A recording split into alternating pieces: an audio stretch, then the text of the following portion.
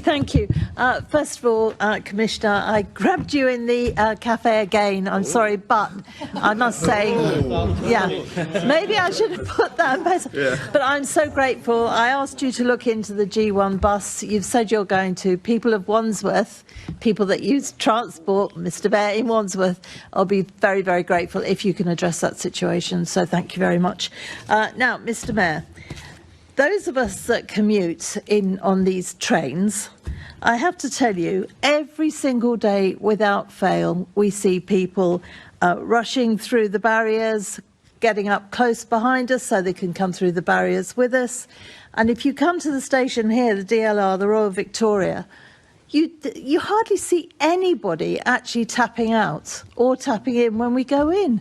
Fare evasion for all of us is so frustrating when we actually pay our fares to go on the Underground.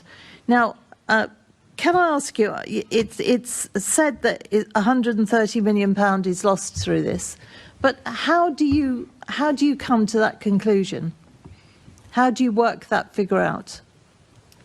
So TfL for some time, but particularly in the last few years, has been taking aggressive action to try and reduce fare evasion because we've got the most sophisticated analytics of any public transport authority to work out where we think fare evasion is taking place. What she's referring to is tailgating, and where tailgating is taking place.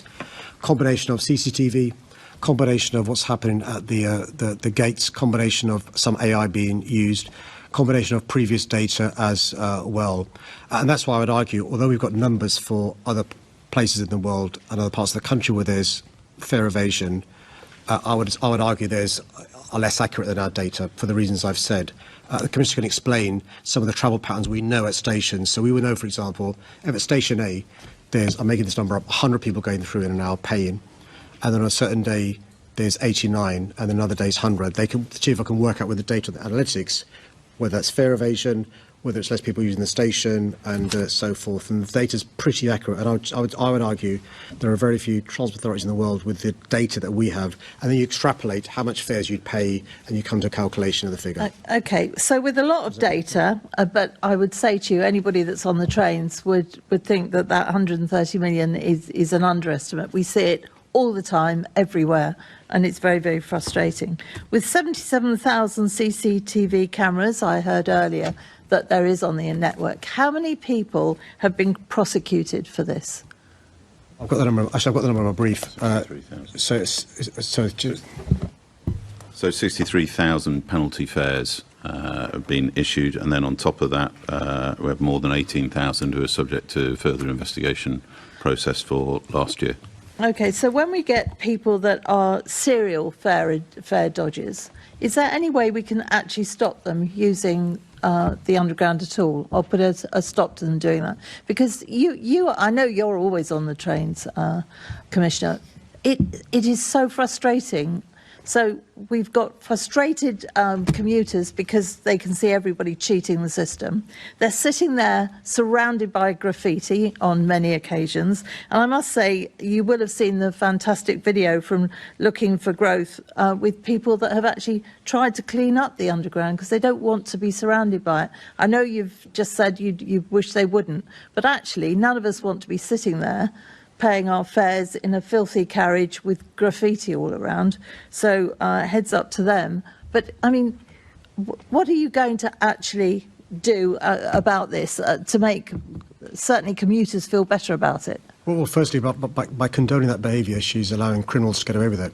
Because what TfL does, the enforcement teams and the police, is photograph the tags to ensure there's prosecution. So on the one hand, the members rightly asking us to ensure there's more prosecutions. On the other hand, by encouraging people to clean up graffiti, it leads to fewer prosecutions because action can't be taken because the evidence literally has been washed away by others. So in relation to habitual lawbreakers, which is the question that was originally about, what TfL are doing is working with prosecution teams, investigation appeals to take further prosecution actions, and they've reported 18,000 passengers to the investigation appeals and prosecutions team.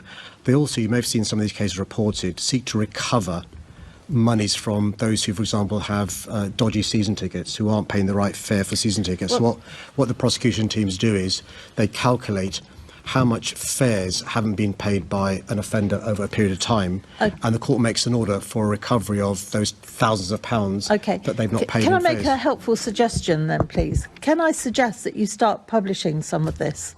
Because as a very frustrated commuter, having people tailgate behind me, watching people jump over the barriers, etc., it would be helpful on some of those empty advertising spaces for you to actually put a thing up on the train to say this many people have been prosecuted, because it might turn some people off, because it's so frustrating and the public really want you to do something about it.